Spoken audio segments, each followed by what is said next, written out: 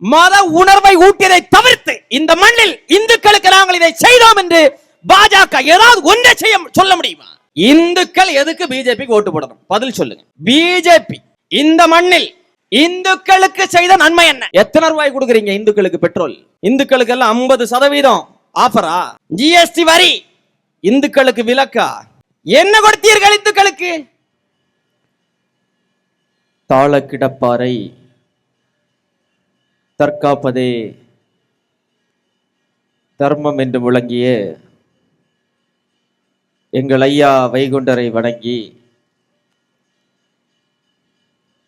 சிறப்பு வாய்ந்த இந்த 5 கிராமம் பகுதியில்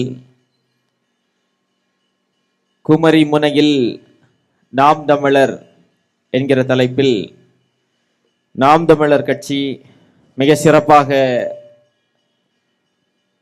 நடத்தி கொண்டிருக்கக்கூடிய இந்த பொதுக்கூட்டத்தில் கலந்து கொண்டிருக்கும் அனைவருக்கும் என்னுடைய அன்பான வணக்கம்.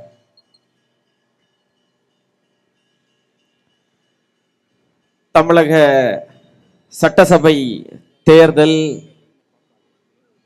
இன்னும் ஒரு சில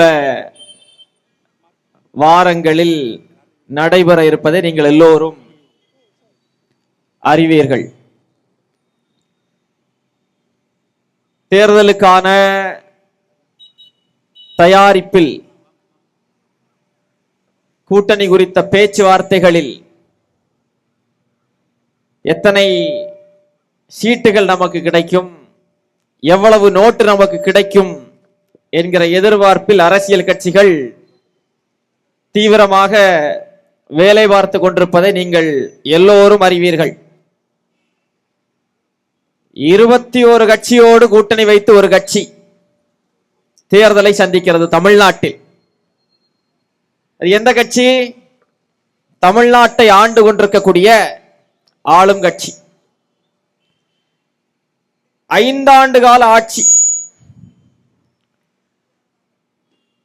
கடந்த 5 ஆண்டு கால திராவிட முன்னேற்ற கழகத்தினுடைய ஆட்சி ஒரு சிறப்பான ஒரு மக்களாட்சியாக இருந்திருந்ததென்றால் 21 கட்சிகளை ஒன்றிணைத்து தேர்தலை சந்திக்க வேண்டிய தேவை திராவிட முன்னேற்ற கழகத்திற்கு இந்த மண்ணில் இருந்திருக்காது.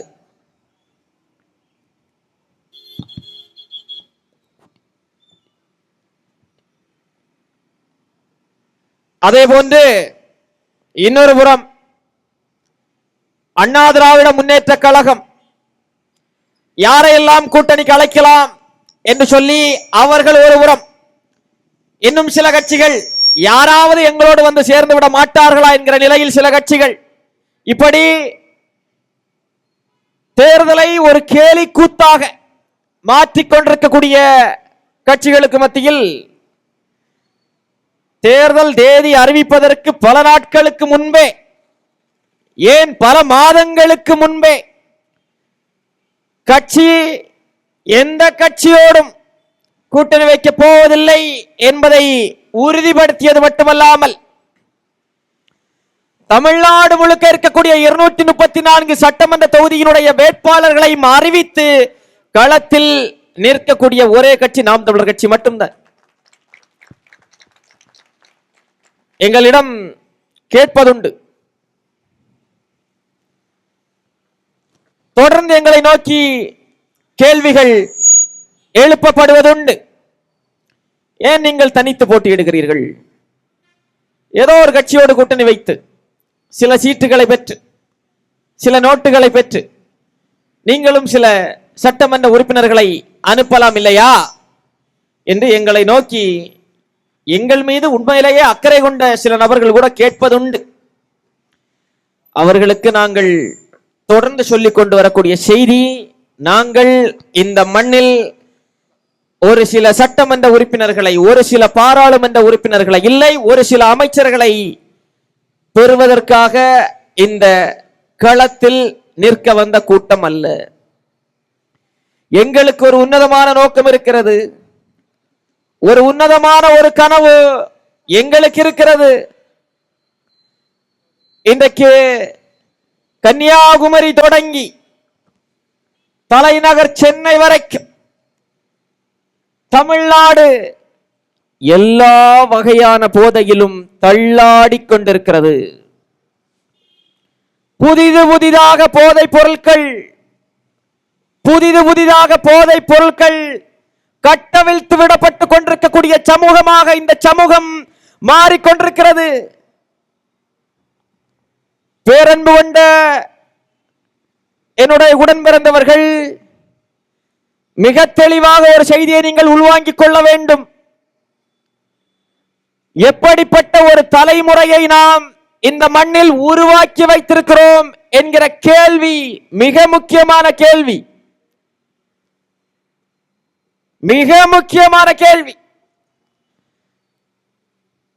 பள்ளிக்கூடத்தில் படித்துக் கொண்டிருக்கக்கூடிய மாணவர்கள் கைகளில் கஞ்சாவை வைத்திருக்கிறார்கள். பீர் பாட்டில் கையில வச்சிட்டு இருக்கிறான். பள்ளிக்கூட மாணவர்கள் ஆசிரியருடைய தலையில் பீர் பாட்டிலை எடுத்து அடிச்சு தலையை நொறுக்கிறான். நடந்த சம்பவங்கள் தட்டி பாருங்கள் இணையதளங்களை, செய்திகளை பார்க்க வேண்டும் நீங்கள்.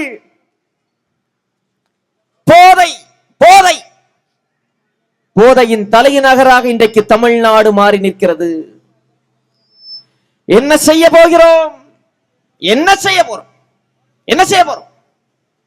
சாதி பார்த்து வாக்கு செலுத்தி, மதம் பார்த்து வாக்கு செலுத்தி, அவர் வந்துடக்கூடாது அதனால இவருக்கு, இவர் வந்துடக்கூடாது அதனால அவருக்கு என்று வாக்கு செலுத்தியதன் விளைவு நம்முடைய பிள்ளைகள் துடிப்பு மிக்க, ஆற்றல் மிக்க, வீரியமிக்க, வலிமை மிக்க, சிந்திக்கும் திறனோடு அறிவாற்றல் நிறைந்து நிற்க வேண்டிய இளைஞர் கூட்டம் இன்றைக்கு போதையில் தத்தளித்துக் கொண்டிருக்கிறது. இன்றைக்காவது இதை பார்த்தோமா? இதை பற்றி சிந்தித்ததுண்டா? தமிழ்நாட்டின் முதலமைச்சர் மதிப்பிற்குரிய ஐயா ஸ்டாலின் அவர்கள் பேசுகிறார். இளைய தலைமுறை பிள்ளைகள் எல்லோரும் என்னை அப்பா என்று அழைக்கிறார் என்று. அவருடைய மகன் உதயநிதி ஸ்டாலின் கூட அவரை அப்பா என்று அழைத்ததை நான் பார்த்ததே இல்லை. தலைவர் என்றுதான் அழைக்கிறார். எந்த இளைய தலைமுறை அவரை அப்பா என்று அழைத்தார் எங்களுக்கு தெரியவில்லை. ஒரு அப்பன் செய்யற வேலையை அவர் செஞ்சிட்டு இருக்கிறாரு.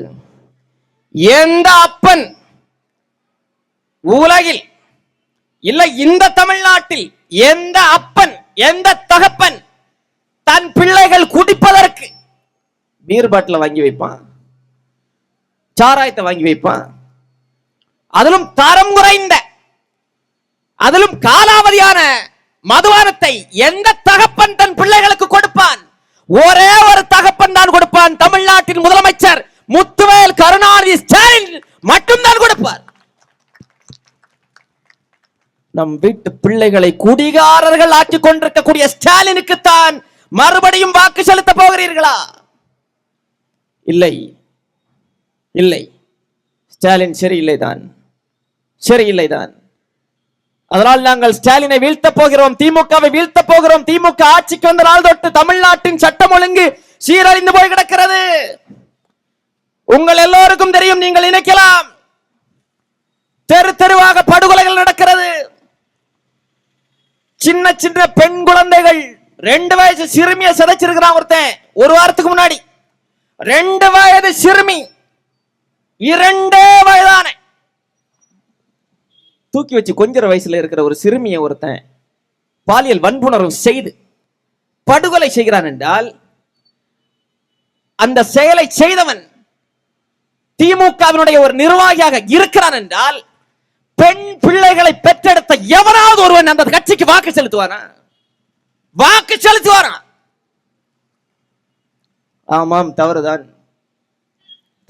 நாங்கள் வாக்கு செலுத்த மாட்டோம். நாங்க வாக்கு செலுத்துறதில்ல. அதனால நாங்க யாருக்கு திமுக சரியில்லை, அதனால அதிமுகவுக்கு நாங்க வாக்கு செலுத்த போறோம். ஏன்? திமுக சரியில்லை. சரி, இதுக்கு முன்னாடி யாருக்கு வாக்கு செலுத்தினீங்க? அதிமுகவுக்கு. ஏன்? எதுக்கு அதிமுகவுக்கு கடந்த காலத்தில் நீங்கள் வாக்கு செலுத்தினீர்கள்? அது திமுக சரியில்லை. அதுக்கு முன்னாடி அதிமுக சரியில்லை. ஒரு முறை 2 முறை அல்ல, 5 ஆண்டு காலம் 10 ஆண்டு காலம் அல்ல, 50 ஆண்டு காலம் ஒரே பிழை, அதே பிழை, மறுபடியும் மறுபடியும் அதே பிழையை செய்து வைத்து நம்ம பிள்ளைகளை இன்னைக்கு எந்த நிலைமையில நம்ம கொண்டு வந்து நிறுத்தி இருக்கிறோம் என்பதை என்னுடைய உடன் பிறந்தவர்கள் நீங்கள் புரிந்து கொள்ள வேண்டும். இன்றைக்கு நம் வீட்டு பிள்ளைகள் தரங்கட்டு நிற்கிறது, போதையில் தள்ளாடுகிறது என்றால் அதற்கு காரணம் இந்த ஆளுகிற அரசுகள் மட்டுமல்ல. அரசுக்கு எவ்வளவு பொறுப்பு இருக்கிறதோ அதை விட கூடுதல் பொறுப்பும் கடமையும் இந்த அரசுகளை தேர்ந்தெடுத்து வைத்திருக்கக்கூடிய உங்களுக்கு இருக்கிறது. உங்களுக்கு இருக்கிறது. என் புள்ள குடிச்சிட்டே வர்றான், தினமும் கஞ்சாவை போட்டுட்டு வர்றான், வந்து என்னையே அடிக்கிறான், பெத்த அம்மான்னு கூட பார்க்காம மெட்டு மிதிக்கிறான், என் கணவன் எட்டு மிதிக்கிறான். மிதிக்கதான் செய்வான், மிதிக்கதான் செய்வான், அடிக்கதான் செய்வான். ஏன்?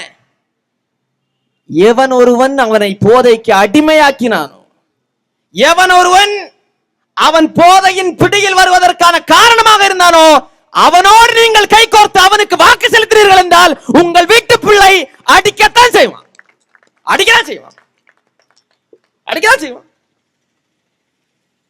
பிரச்சனைகளை பேச வேண்டும். எண்ணற்ற சிக்கல்கள் இருக்கிறது இந்த மண்ணில், எண்ணற்ற சிக்கல்கள் இருக்கிறது. எதையாவது பேசி, எதையாவது பார்த்து, இந்த மண்ணின் பிரச்சனைகளை பார்த்து என்றைக்காவது நாம் வாக்கு செலுத்தியது உண்டா? பிஜேபி வந்துரும், காங்கிரஸ் வந்துரும், பிஜேபி வந்துரும் அதனால காங்கிரசுக்கு, காங்கிரஸ் வந்துரும் அதனால பிஜேபிக்கு, திமுக வந்துரும் அதனால அதிமுக, அதிமுக வந்துரும் அதனால திமுக. அத்தனை பேர் வந்தார்களா இல்லையா இந்த மண்ணில்?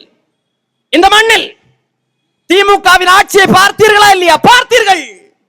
அதிமுகவின் ஆட்சியை பார்த்தீர்களா இல்லையா? பார்த்தீர்கள்.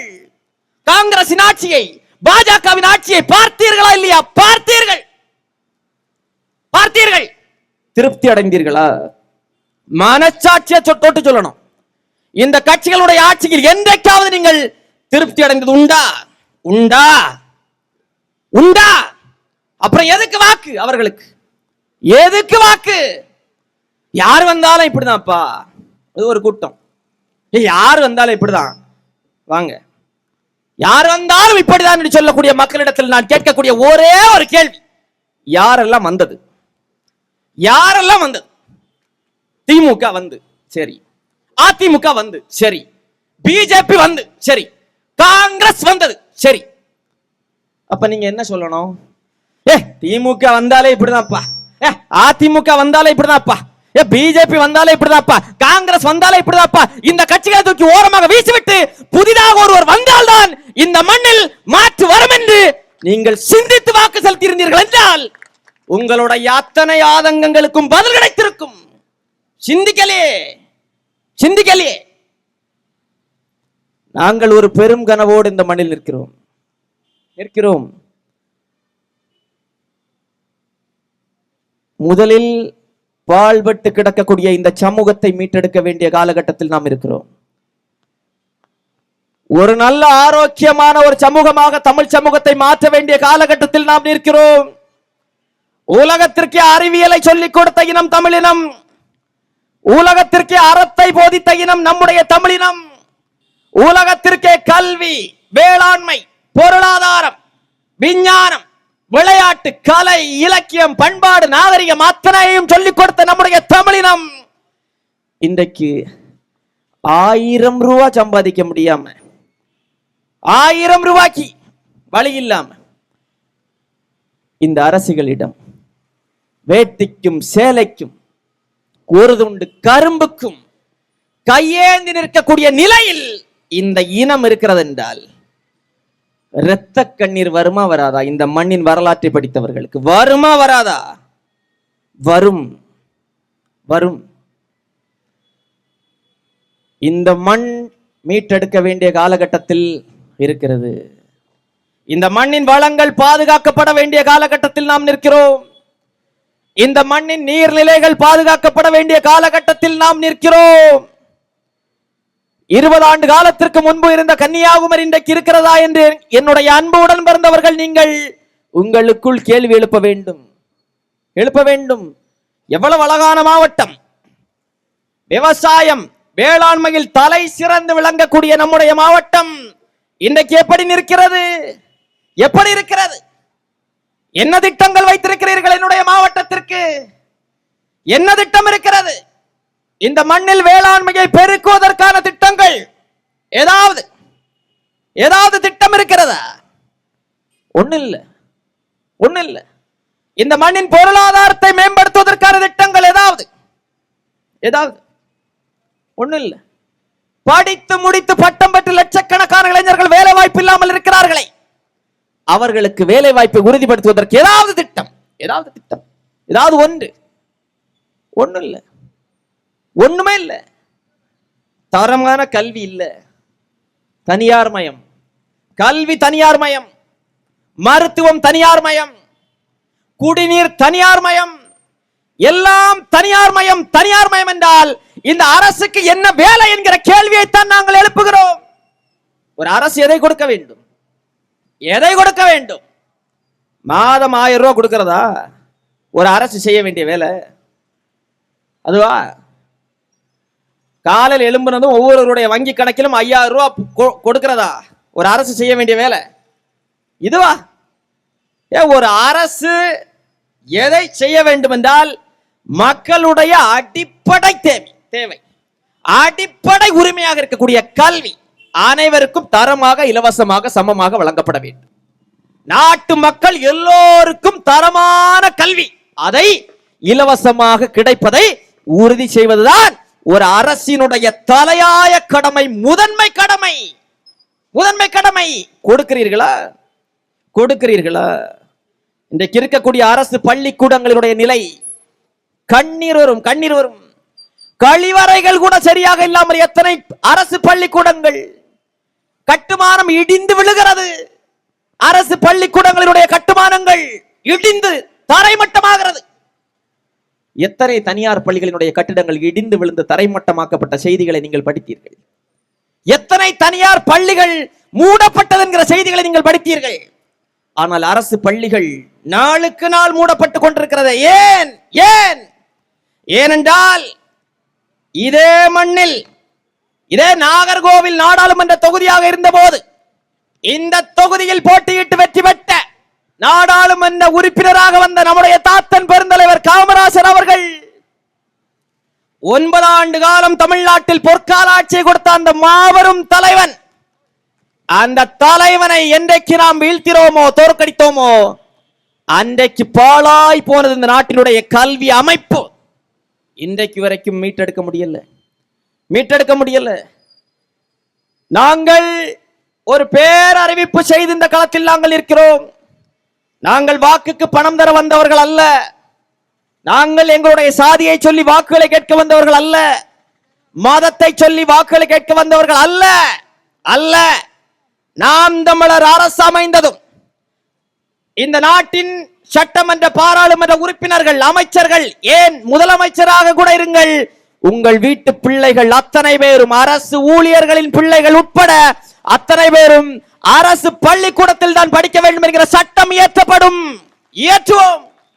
ஏன் நம்ம ஐயா தளவாய் சுந்தரம் அவர்களுடைய வீட்டு பிள்ளைகள் அரசு பள்ளிக்கூடத்தில் தான் படிக்க வேண்டும் என்கிற சட்டம் இயற்றப்பட்டால் அரசு பள்ளிக்கூடம் தரமா மாறுமா மாறாதா? இங்க இருக்கக்கூடிய பாராளுமன்ற உறுப்பினர், இங்க இருக்கக்கூடிய அமைச்சர்கள், அவர்கள் வீட்டு பிள்ளைகள் அரசு பள்ளிக்கூடத்தில் தான் படிக்க வேண்டும் என்கிற சட்டம் இயற்றப்பட்டால் தானாகவே அரசு பள்ளிக்கூடங்கள் தரமானதாக மாற்றப்படும். அது மாற்றப்பட வேண்டுமா இல்லையா என்பதை நீங்கள் தான் முடிவு செய்து கொள்ள வேண்டும். நீங்கள் லட்சக்கணக்கில் நகை அடமான வச்சு, சொத்தை வித்து, தாலியை அடமான வச்சுதான் உங்க வீட்டு பிள்ளைகளை படிக்க வைக்கணும்னா திமுகவுக்கோ, அதிமுகவுக்கோ, காங்கிரசுக்கோ, பாஜகவுக்கோ ஓட்டு போடுங்க. இல்லை, இன்றைக்கு தனியார் பள்ளிகளில் கிடைக்கக்கூடிய அந்த கல்வி, தனியார் பள்ளிகளில் இருக்கக்கூடிய கல்வி நிறுவனங்களில் இருக்கக்கூடிய அந்த சுகாதாரம், அந்த பாதுகாப்பு அம்சங்கள் அதைவிட தரமான முறையில் அரசு பள்ளிக்கூடங்களில் இலவசமாக எல்லாருக்கும் கிடைக்க வேண்டும் என்று நினைத்தீர்கள் என்றால் நாம் தமிழர் கட்சிக்கு விவசாய சின்னத்தில் எங்கள் அக்கா ஜெனிஃபர் அவர்களுக்கு வாக்கு செலுத்துங்கள். உங்களுக்கு என்ன வேணுமோ அது உங்க கையில தான் இருக்கு. நீங்க தான் முடிவு செய்யணும். நீங்க தான் முடிவு செய்யணும். என்ன வேண்டும் என்பதை முடிவு செய்து அதை யார் தருவேன் என்று உறுதியளிக்கிறார்களோ அவர்களுக்கு வாக்கு செலுத்துங்கள். முதலில் உங்களுடைய தேவை என்ன என்பதை நீங்கள் முடிவு செய்யணும். 5000 ரூபாய் வாங்கிட்டு ஓட்டு போட்டீங்கன்னா 5 லட்சம் ரூபாய் கல்விக்கு செலவழிக்க வேண்டி இருக்கும். 5000 ரூபாய் வேணுமா இல்ல 5 லட்சம் ரூபாய்க்கு மதிப்பான அந்த தேவைகள் வேண்டுமா என்பதை நீங்கள் தான் முடிவு செய்து கொள்ள வேண்டும். அது சிந்திக்கணும். சும்மா சாதி பார்த்து மதத்தை பார்த்து, அதுவும் இந்த மாவட்டத்தில் ஒரு பாழாய் போன ஒரு அரசியல், மத அரசியல். நாங்க இந்துக்கள் எல்லாம் பிஜேபிக்கு தான் ஓட்டு போடுவோம். ஏன்? எதுக்கு இந்துக்கள் எதுக்கு பிஜேபிக்கு ஓட்டு போடணும்? பதில் சொல்லுங்க. வாங்க பேசுவோம். பிஜேபி இந்த மண்ணில் இந்துக்களுக்கு செய்த நன்மை என்ன நன்மை செய்தார்கள்? ஜூலை போராட்டம் என்கிற ஒன்றை நடத்தினாரே அண்ணன் பொன் ராதாகிருஷ்ணன் அவர்கள். என்னானது? ஏழை இந்து மாணவர்களுக்கு கல்வி ஊக்கத்தொகை வழங்குவேன். என்னானது? இந்துக்களுக்கு பாஜக செய்த ஒரே ஒரு நன்மையை சொல்லணும். என்ன நன்மை செய்தீர்கள்? எத்தனை ரூபாய் கொடுக்குறீங்க இந்துக்களுக்கு? பெட்ரோல் 50 ரூபாய் கொடுக்குறீங்களா? இந்துக்களுக்கு எல்லாம் 50% ஆஃபரா, தள்ளுபடி, சலுகை விலையில் பெட்ரோல் கொடுக்கிறீர்களா? பணம் மதிப்பிழப்பு வந்த போது இந்துக்கள் கையில இருந்த பணம் எல்லாம் மதிப்போடு இருந்ததா? அதுவும் மதிப்பிழந்ததா? என்னாச்சு? ஜிஎஸ்டி வரி இந்துக்களுக்கு விலக்கா? என்ன கொடுத்தீங்க? என்ன கொடுத்தீர்கள் இந்துக்களுக்கு? இந்து என்கிற மத உணர்வை ஊட்டினீர்கள். மத உணர்வை ஊட்டியதை தவிர்த்து இந்த மண்ணில் இந்துக்களுக்கு நாங்கள் இதை செய்தோம் என்று பாஜக ஏதாவது ஒன்றை சொல்ல முடியுமா? இந்த பக்கம் காங்கிரஸ், திமுக, நீங்க என்ன செய்றீங்க? எப்படி அவன் இந்துக்களை, இந்து மத உணர்ச்சியை தூண்டி அதை வாக்குகளாக மாற்றி அதிகாரத்தை அடைவதற்கான ஆயுதமாக மதத்தை, இந்து மதத்தை பயன்படுத்துகிறானோ அதே போன்று இவன் கிறிஸ்தவ மதத்தையும் இஸ்லாமிய மார்க்கத்தையும் பயன்படுத்துகிறான். கிறிஸ்தவர்களுக்கும் இஸ்லாமியர்களுக்கும் காங்கிரஸ் பாதுகாப்பா? திமுக பாதுகாப்பா? என்ன பாதுகாப்பு கொடுத்தீங்க? முதலில் மதத்தின் அடிப்படையில் என் மண்ணின் மக்களை பிரிப்பதை நிறுத்துங்க. அது நீ யாரா வேணாலும் இரு, நீ காங்கிரஸ் ஆயிரு, பிஜேபி ஆயிரு, அதிமுக ஆயிரு, திமுக ஆயிரு. இந்த சாதியை சொல்லி மதத்தை சொல்லி பிரிக்கக்கூடிய வேலை இந்த மண்ணில் இதோடு நிறுத்து. ஏன்? இந்த மண்ணிற்கென்று ஒரு வரலாறு இருக்கிறது. இந்த மண்ணை சிலையாக செதுக்கிய இந்த மண் மலையாள ஆதிக்கத்தின் பிடியில் இருந்த போது இந்த மண்ணை கொஞ்சம் கொஞ்சமாக மலையாள ஆதிக்கம் கூறு போட்டு அறுத்தெடுத்து இந்த மண்ணை கேரளாவோடு இணைத்துவிட வேண்டும் என்கிற முனைப்பில் பெரும் முயற்சிகளை மலையாளிகள் எடுத்த போது எல்லை சாமிகளாக நின்று முழங்கி இந்த மண்ணிலிருந்து ஒரு பிடி மண்ணை கூட நாங்கள் தரமாட்டோம், இன்றைக்கு நேற்றுக்கல்ல 2000 ஆண்டுகளுக்கு முன்பே வடவேங்கடம் தென்குமரியாயிடை தமிழ் கூறும் நல்லுலக என்று 2000 ஆண்டுகளுக்கு முன்பே தமிழர் நிலப்பரப்பினுடைய தென்னெல்லையாகத்தான் இந்த குமரி நிலம் இருந்தது. எப்போதும் இந்த நிலத்தை நாங்கள் கேரளாவுக்கு தரமாட்டோம் என்று சொல்லி மிக பெரும் போராட்டங்களை முன்னெடுத்து அந்த போராட்டத்தை வழிநடத்திய எங்கள் தாத்தன் குமரி தந்தை மார்ஷல் நேசமணி எந்த காலத்திலும் சாதியாக நெல்லுங்கள், மதமாக நெல்லுங்கள் என்று சொல்லி அணிதிரட்டல. தெற்கெல்லை போராட்டத்திற்கு மார்ஷல் நேசமணி அறைகூவல் விடுத்த போது இந்துக்களே வாருங்கள் என்று கூப்பிடல, கிறிஸ்தவர்களே என்னோடு வந்து நெல்லுங்கள் என்று சொல்லவில்லை, இஸ்லாமியர்களே அணிதிரண்டு வாருங்கள் என்று சொல்லல, நாடார் எல்லாம் என் கூட வான்னு சொல்லல, பிள்ளைமார்ல என் கூட வான்னு சொல்லல, பள்ளர் பறையர் முக்கோர் செட்டியார் முதலியார் வா வா என் கூட வான்னு சொல்லல. என்ன சொன்னார்? தமிழை மறந்தவன், தாயை மறந்தவன், வீட்டுக்கு ஒரு தமிழன் நாட்டை காக்க புறப்படும் முழங்கினார். இந்த பக்கம் சாதியாக நின்றார்கள், மதமாக நின்றார்கள். நேசமணியின் ஒற்றை அறைகூவல் அத்தனை பேரையும் சாதி மதத்தை தூக்கி ஓரமாக வைத்துவிட்டு தமிழர்களாக வந்து நிற்க வைத்தது. யாரெல்லாம் வந்தார்கள்? நேசமணியோடு யார் வந்து நின்றார்? எங்கள் தாத்தன் அப்துல் ரசாக் வந்து நின்றார் நேசமணியோடு. எங்கள் தாத்தன் குஞ்சன் நாடார் வந்து நின்றார். எங்கள் தாத்தன் தானுலிங்க நாடார் வந்து நின்றார். அவர் மீது எங்களுக்கு விமர்சனங்கள் உண்டு. எங்க ஐயா தானுலிங்க நாடார் மீது 1000 விமர்சனங்கள் உண்டு. அவர் ஏற்றுக்கொண்ட இந்துத்துவ கோட்பாடு, அந்த சித்தாந்தத்தை நாங்கள் முழுமையாக எதிர்க்கிறோம். அதுல மாற்று கருத்தில்லை. ஆனால் இந்த மண்ணுக்கு ஒரு பிரச்சனை. எதிரி வலிமையாக இருக்கிறான். இவன் பிடியிலிருந்து இந்த மண்ணை நாம் மீட்டெடுக்க வேண்டும் என்றால் சாதியாக மதமாக நின்றால் நாம் வீழ்ந்து போய் விடுவோம். நாம் தமிழர்களாக இந்த மண்ணில் நின்றால் மட்டும்தான் நமக்கான உரிமை, பாதுகாப்பு, விடுதலை அத்தனையும் கிடைக்கும் என்கிற உண்மையை உணர்ந்து தமிழர்களாக நின்றார்கள். அதனாலதான் இன்னைக்கு கன்னியாகுமரி மாவட்டம் தமிழ்நாட்டோடு இருக்கு. இல்லைன்னா நான் மலையாளத்தில் பேசிட்டு இருந்திருப்பேன். நீங்கள் எல்லோரும் மலையாளத்தில் பேசிக் கொண்டிருந்திருப்பீர்கள். இந்த வரலாற்றை தெரிந்த எவனும் இந்துக்கள், கிறிஸ்தவர்கள், இஸ்லாமியர்கள் என்று சொல்லி அரசியல் நேரத்தில் வாக்குகளை இந்த கட்சிகளுக்கு செலுத்த மாட்டான். எவனும் செலுத்த மாட்டான். ஏன்? சாதாரணமாக கிடைத்ததல்ல இந்த மண்ணினுடைய விடுதலை. சாதாரணமாக கிடைக்கல. புதுக்கடை துப்பாக்கி சூட்டில் 9 உயிர்கள், 9 பேர், இன்னும் 2 பேர். பலருடைய தகவல்கள் தெரியாமல் இருக்கிறது. கிட்டத்தட்ட 13 பேர். இந்த மண் எதிரி வசம் போய்விடக் கூடாது, மலையாள வசம் போய்விடக் கூடாது என்று சொல்லி உயிர் தியாகம் செய்த இந்த மண்ணின் முன்னோர்களின் வரலாற்றை படித்த எவராலும்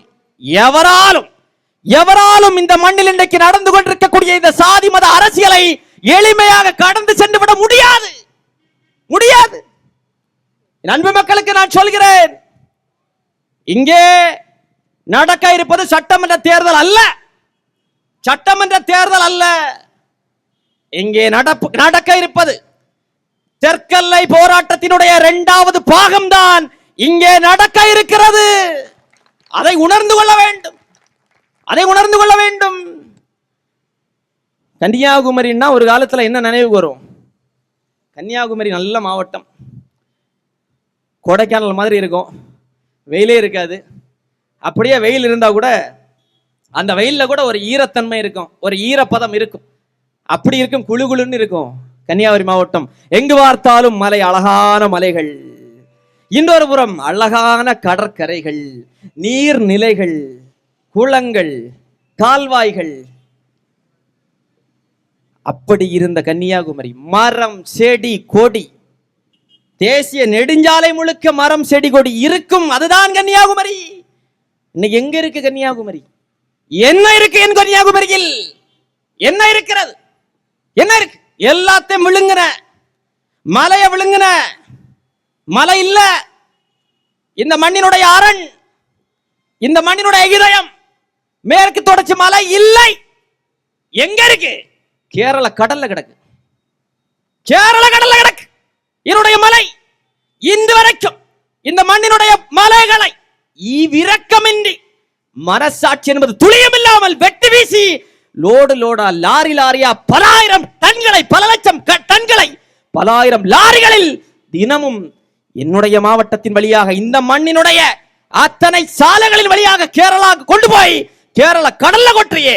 கேரளாக்காரன் கக்கூஸ் கட்டுறா கூட ஏன் மலையை வச்சுதானே கட்டுறான். அந்த அளவிற்கு இந்த மண்ணை மாற்றி வைத்திருக்கிறானே. நெஞ்சு பொறுக்கல.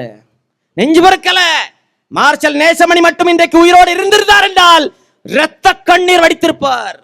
இரத்த கண்ணீர் வடிச்சிட்டு போயிருக்க மாட்டார். இரத்த கண்ணீர் வடித்ததோடு கையோடு கையாக இந்த மண்ணை பால்படுத்திய இந்த காங்கிரஸ், பாஜக, அதிமுக, திமுக அத்தனை கட்சிகளையும் இந்த மண்ணில் கன்னியாகுமரி கடல்லையே கட்டி தாத்திருப்பார்.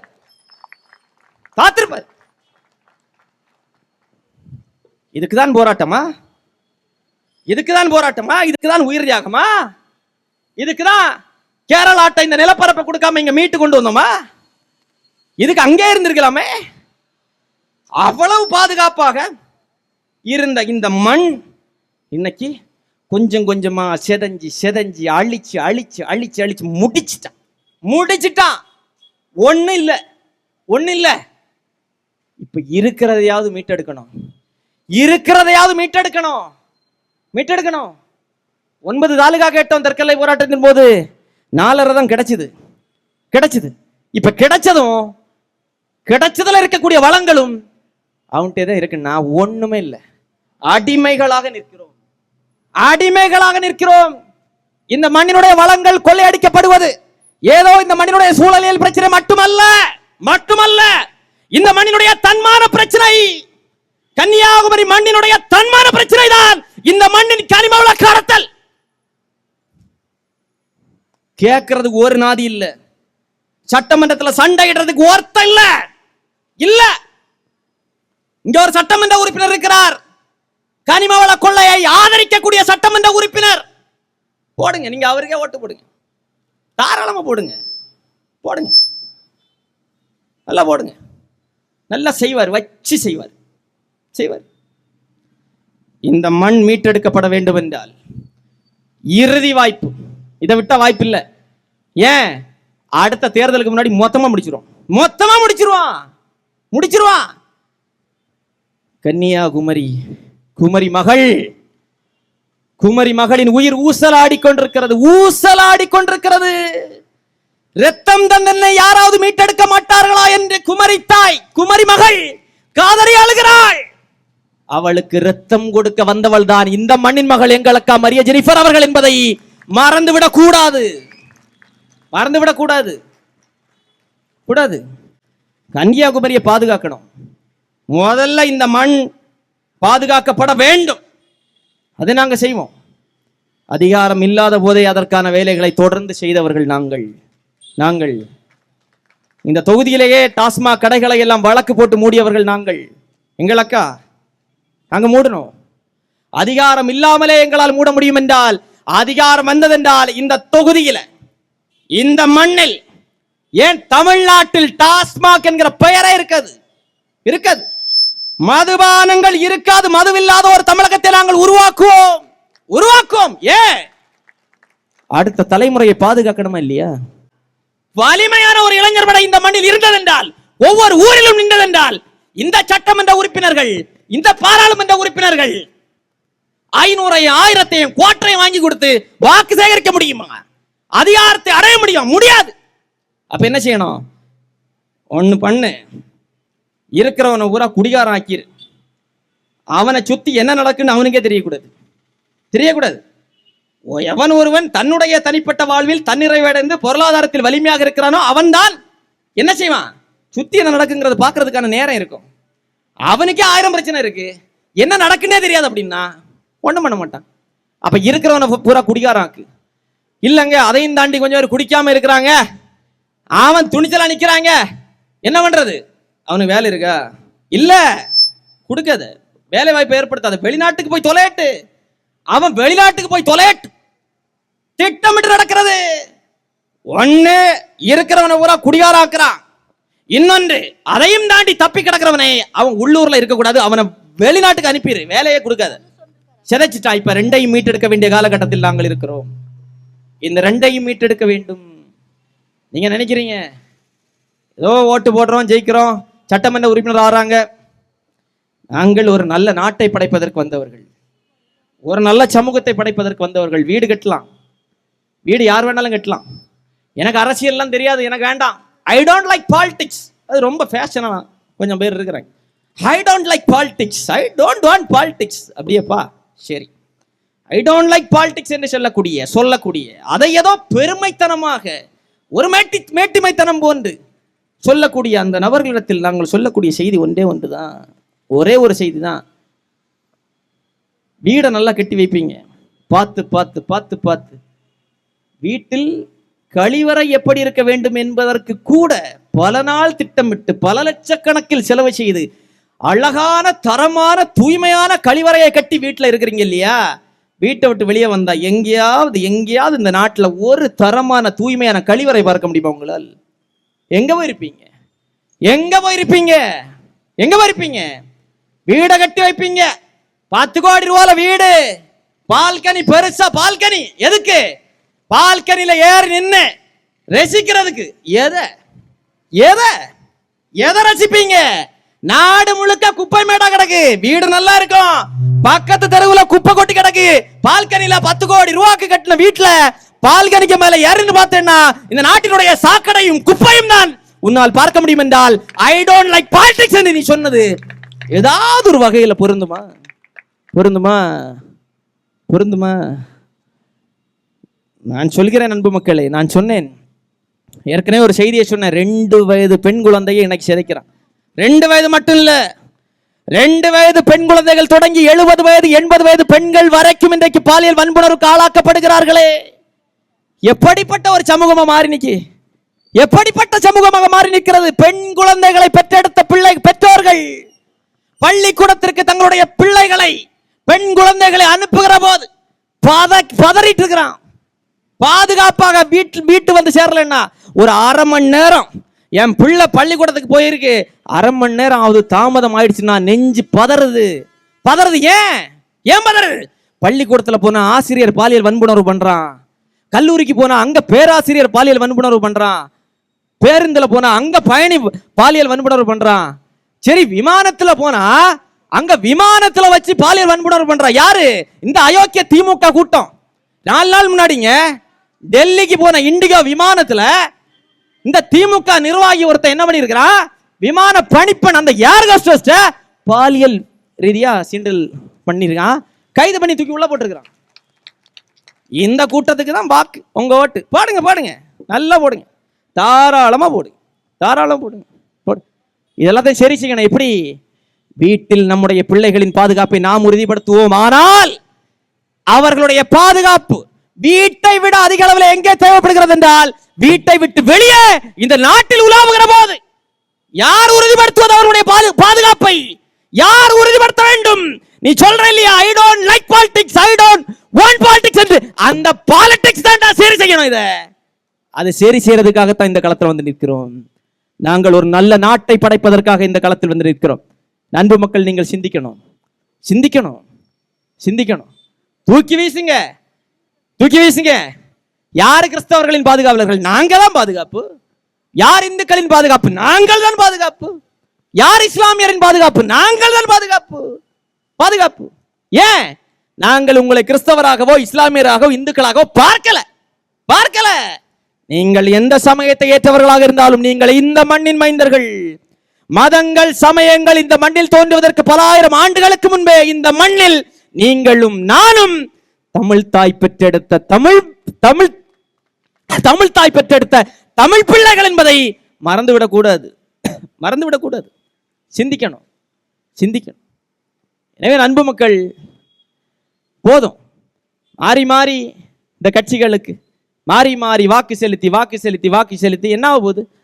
இத்தனை தெருக்கு கடைகள் இருக்கிறது, இத்தனை கடைகள் எல்லாம் நம்ம கையில் இருக்கா? தமிழர்களின் கைகளில். சென்னையிலேருந்து வாங்க, பயணிங்க, களியக்காவளை வரைக்கும் போங்க. முன்னாடியெல்லாம் யார் வணிகம் செய்துட்டு இருந்தா? யார் வணிகம் செய்துட்டு இருந்தா? யாரு? நம்ம சித்தப்பன் இருந்தான், நம்ம அண்ணன் இருந்தான், தம்பி இருந்தான், தாத்தன் இருந்தான். இன்னைக்கு யார் இருக்கிறா? யார் இருக்கிறா? நான் சொன்னாரு அவன்தான். நீங்க அவனுக்கே ஓட்டு போடுங்க. நீங்க தலவாய் சுந்தர அண்ணனுக்கே ஓட்டு போடுங்க. இன்னும் ஒரு 5 கோடி வட இந்தியா வருவான் தமிழ்நாட்டுக்குள்ள. போடுங்க. இல்லைன்னா வேற யாரு? சுரேஷ் ராஜ் நிற்கிறாரா? அவர் போன தேர்தலில் நாகர்கோயிலில் வட இந்திய வணிகர் சங்கம் வீடு தேடி போய் அவருக்கு ஆதரவு கொடுத்து. வட இந்திய வணிகர் சங்கம், தமிழ் வணிகர் சங்கம் தமிழர்கள் திமுக ஆதரவு கொடுத்தா அதுல ஒரு நியாயம் இருக்கு. வட இந்திய வணிகர் சங்கம் திமுக எதுக்கு ஆதரவு கொடுக்கணும்? அப்ப என்ன டீலிங்? தமிழ்நாடு சத்திரமா? வர்றவெல்லாம் வந்துட்டீங்க, எல்லாத்தையும் நிலத்தை வாங்கிட்டு இங்க ஓட்டுரிமை வாங்கிட்டு வைக்கிறதுக்கு. நாங்கள் மட்டும்தான் சொன்னோம், இந்த நிலம் எங்களுடைய நிலம், இந்த மண் எங்களுடைய மண். இந்த மண்ணினுடைய அரசியல் அதிகாரம் பொருளாதாரம் அத்தனையிலும் எங்களுக்குத்தான் முன்னுரிமை. வாங்க வேலை பாருங்க, போயிட்டே இருங்க. இங்க நிலத்தை வாங்குறது, இங்க ஓட்டுரிமையை வாங்குறது, இன்னர் லைன் பெர்மிட் எங்களுக்கு நாங்க தான் கேட்டுட்டு இருக்கிறோம். இந்தியாவின் பல மாநிலங்களில் இருக்கிறது, வடகிழக்கு மாநிலங்களில் இருக்கிறது. அது மாதிரி தமிழ்நாட்டுக்குள்ள நுழையணுமா, நாங்க அனுமதி கொடுத்தாதான் வரணும். தமிழ்நாடு அரசு உள்நுழைவு சீட்டு அனுமதி நாங்க கொடுக்கணும். நீ வா, 10 நாள் இரு, 20 நாள் இரு, ஒரு விசா மாதிரி இருக்கு. பல மாநிலங்களுக்கு இந்திய அரசே கொடுத்திருக்கிறது இருக்கு. அதை எங்களுக்கு எப்படி கட்டுப்படுத்துறது? நாளை கன்னியாகுமரி சட்டமன்ற தொகுதியின் வேட்பாளராக வட இந்திய பஜன்லால் சேட்டை வந்து நிப்பான். சத்தியம் செய்ய சொல்றேன், நிப்பான். பெரும்பான்மை ஆயிட்டு வர்றான். நீ இந்த இந்துவா கிறிஸ்தவனா இஸ்லாமியரா அப்படி பிரிஞ்சுட்டே இரு. ஒட்டுமொத்தமா வட இந்தியா வந்து எல்லாத்தையும் எடுத்துட்டு போவோம். அடுத்த நாளைக்கு நம்ம பொண்ணை அவனுக்கு தான் கட்டி கொடுக்கணும். ஆமா, வீட்டு மாப்பிள்ளைய வந்து நிப்பான்பா. விளையாட்டுக்கு சொல்லல, அவன் நம்மளாவே மாறிட்டு வர்றான். நான் எல்லாம் சில ஆட்களை பார்த்தா நம்ம ஆளு மாதிரி இல்லை, வட இந்திய மாதிரி இல்லை, எப்படி புரியல. நம்ம ஆளுனே நம்புறோம், மாறிட்டான். நம்மளை விட அழகா தமிழ் பேசுறான். ஏன் நம்ம இங்கிலீஷ் ஆங்கில புலவர்கள் எல்லாம் கேம்பிரிட்ஜ் யூனிவர்சிட்டியில் படிச்சுட்டு வந்தவங்க. நம்ம தமிழ் பேசுறதே இல்லை. அதே மாதிரி நாம அழகா பேசுறோம். எல்லாத்தையும் மாற்றணும். நேரம் இல்லை. நான் 10 நிமிஷம் தான் பேசணும்னு ஏறினேன். நான் கிள்ளியூர் தொகுதியில் போனோம். இப்போ ஏன்னா அங்கே வேலையை விட்டு வந்தேன், சொல்லிட்டு வந்தேன் 10 நிமிஷம் தான் பேசுவேன்னு. பார்த்தா இன்னும் 3/4 மணி நேரம் பேசியிருக்கிறேன். ஆனாலும் இல்லை, அவ்வளோ பிரச்சனை. நான் இன்னும் டாபிக் ஆரம்பிக்கவே இல்லை, இனிதான் ஆரம்பிக்கணும் பொதுவாக. ஆனால் நேரம் இல்லை. அக்கா பேசுவாங்க, அண்ணன் துருவன் பேசுவார் மீதமுள்ளது. எனவே ஒன்றை சொல்கிறேன், ஒன்றை மட்டும் சொல்லி நான் நிறைவு செய்கிறேன். அன்பு மக்கள் சிந்திக்கணும். போதும். இந்த தொகுதியில் மற்ற கட்சிகளுடைய சட்டமன்ற உறுப்பினர் இருந்தால் என்ன வேலை செய்வார் என்பதை நீங்கள் பார்த்து விட்டீர்கள். திமுகவுக்கு, அதிமுகவுக்கு, காங்கிரசுக்கு, பாஜகவுக்கு என்று ஒரு சட்டமன்ற உறுப்பினர் இருந்தால் அவர்கள் என்ன வேலை செய்வார்கள், அந்த சட்டமன்ற உறுப்பினர் என்ன வேலை செய்வார் என்பதை நீங்கள் பார்த்துட்டீங்க. என்ன வேலை செய்வாங்க? ஒரே ஒரு வேலை தான். 10 லட்சம் கோடி 10 லட்சம் ரூபாய் இந்த சாலை பணிக்கு நிதியை ஒதுக்கி தந்த தளவாய் சுந்தரத்திற்கு நன்றி. 20 லட்சம் ரூபாய் நிதியை ஒதுக்கி தந்த சுரேஷ் ராஜனா, அவரா, அண்ணா ஆஸ்டினா, நன்றி.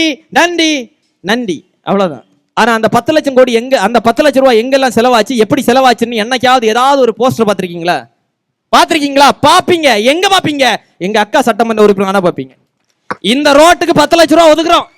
10 லட்சம் ரூபாய் ஒதுக்குறோம்னா அந்த 10 லட்சம் ரூபாய் எப்படி எல்லாம் செலவிடப்பட்டது? சல்லிக்கு எவ்வளவு செலவு, மணலுக்கு எவ்வளவு செலவு, தண்ணீருக்கு எவ்வளவு செலவு, வேலையாட்களுக்கு சம்பளம் எவ்வளவு செலவு. 10 லட்சம் ரூபாய் ஒதுக்குறையா, 8 லட்சம் ரூபாய் செலவு, மீதி 2 லட்சம் ரூபாய் கையிருப்பு. மக்கள் மன்றத்தில் வெளிப்படையாக வைப்போம். லஞ்சம் ஊழலை ஒழிக்கிறோம் அத்தனை பேரும் சொல்லுவான். எப்படி ஒழிப்ப? ஒழிப்பதற்கு ஒரே தீர்வு வெளிப்படையான நிர்வாகத்தை கொடுப்பது மட்டும்தான் தீர்வு. அப்படிப்பட்ட வெளிப்படையான நிர்வாகம் இந்த மண்ணில் அமைய வேண்டும் என்றால் வருகிற சட்டமன்ற தேர்தலில் எங்கள் அக்கா ஜெனிஃபர் அவர்களுக்கு விவசாய சின்னத்தில் வாக்கு செலுத்துங்கள். அவரை விட தகுதியான திறமையான வேட்பாளர் இந்த சட்டமன்ற தொகுதியில் எந்த கட்சியிலும் இல்லை. வாங்க பேசுவோம். வாங்க மிஸ்டர் தளவாய் சுந்தரம் அவர்களே பேசுங்க. எங்க அக்கா கூட மேடை போட்டு தரோம். வாங்க பேசுங்க. அவங்க கேட்கிற ஒரு 10 கேள்வி கேட்பாங்க. 10 கேள்விக்கு 2 கேள்வி, 20 மார்க் எடுத்தா கூட நீங்க பாஸ். நாங்க ராஜினாமா, நாங்க போயிடுறோம், நாங்க விட்டுறோம், போட்டி விட்டு போயிடும். முடியாது. நீதியை பெற்று தருவதற்காக அல்ல, நிதியை பெற்று தருவது இல்ல சட்டமன்ற உறுப்பினருடைய வேலை. அது இல்ல. சட்டமன்றத்தில் பேசுவது மட்டும் இல்ல வேலை.